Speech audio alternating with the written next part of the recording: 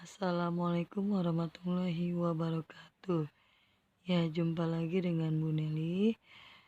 Salam semangat buat kalian yang tentunya luar biasa. Pada pagi hari ini kita belajar tema 2, selalu berhemat energi, subtema 2 dan 3, pendidikan keluarga negara. Disimak dan dipahami ya videonya. Terima kasih. Halo anak-anak, salam sehat selalu.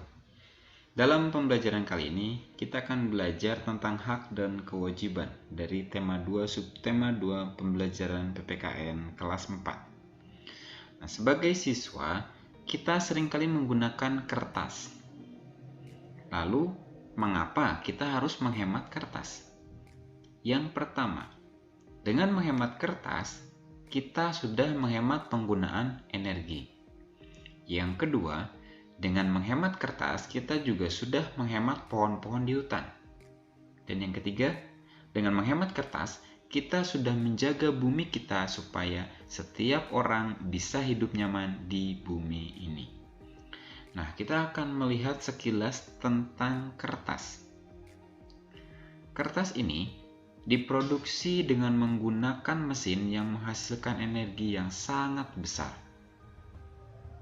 Selain itu, kertas juga dibuat dengan bahan utama pohon dan air. Lalu kalau kita lihat pembuatan kertas, kebutuhan pohon dan air untuk membuat kertas. Apabila kita ingin memproduksi satu rim kertas ukuran A4 yang biasa kita gunakan ya, satu rim itu 500 lembar.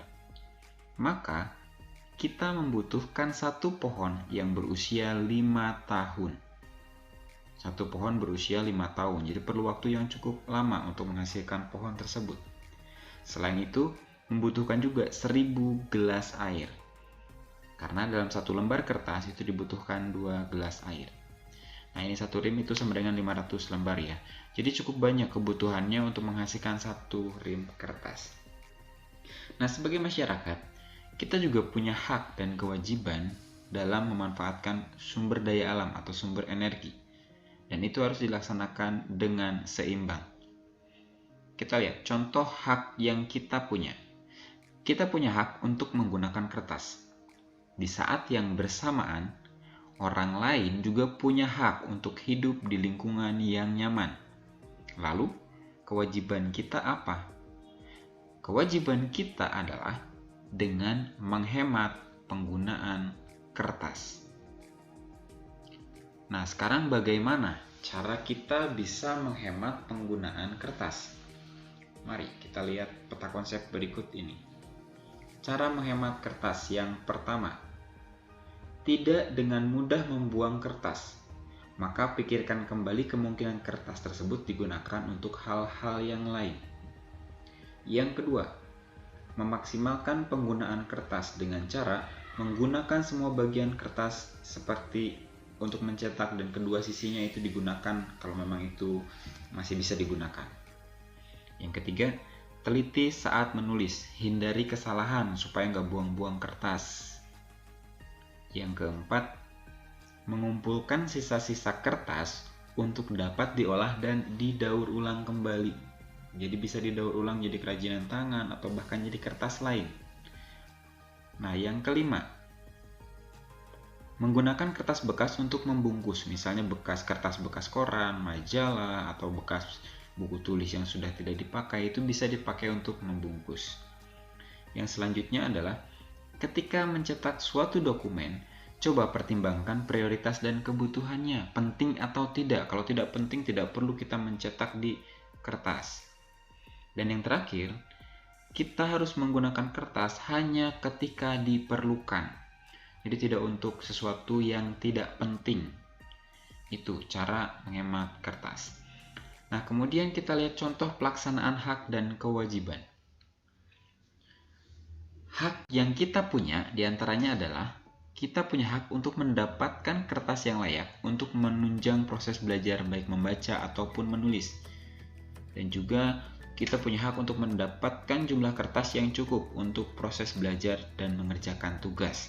Tetapi ada kewajibannya juga, jangan hanya menuntut hak.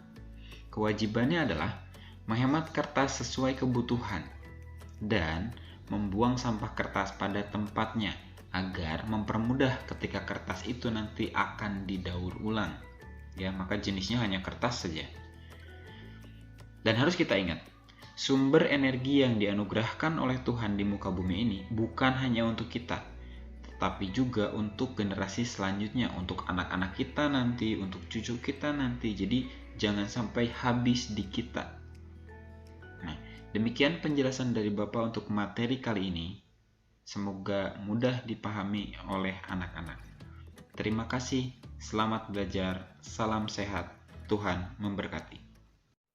Ya, alhamdulillah kalian sudah menyimak subtema 2 dan sekarang kalian menyimak subtema 3 ya, pelaksanaan hak dan kewajiban terhadap pemanfaatan energi.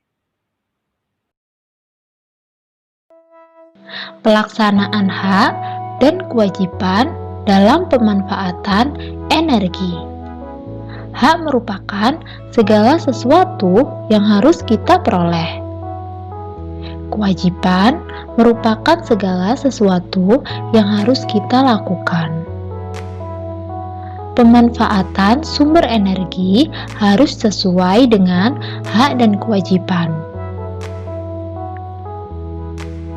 Pelaksanaan hak dan kewajiban dalam kehidupan bermasyarakat.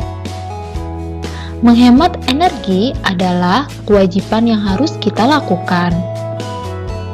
Kita berhak memanfaatkan energi listrik untuk aktivitas sehari-hari. Kita juga wajib menghemat penggunaannya. Kita sebaiknya menggunakan listrik sesuai dengan kebutuhan. Apa nama benda pada gambar? Benda pada gambar yaitu lampu. Lampu membutuhkan energi listrik. Kita harus mematikan lampu jika sudah tidak digunakan. Hak dan kewajiban sehari-hari. Penggunaan energi alternatif dapat mengurangi pencemaran lingkungan. Seperti rumah pada gambar. Rumah pada gambar menggunakan panel surya. Panel surya merupakan salah satu energi alternatif yang kita peroleh dari panas matahari.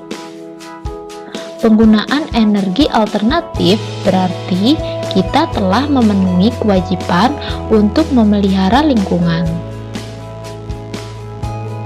Kewajiban dalam memelihara lingkungan. Yang pertama, kita harus menggunakan air sesuai dengan kebutuhan. Yang kedua, menggunakan kendaraan hemat energi. Seperti orang pada gambar, mereka bersepeda. Tidak membuang limbah sembarangan. Kita harus membuang limbah pada tempatnya.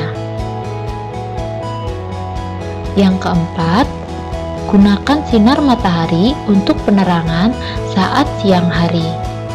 Gambar tersebut merupakan salah satu contoh penggunaan sinar matahari untuk penerangan. Yang kelima, mengurangi penggunaan energi.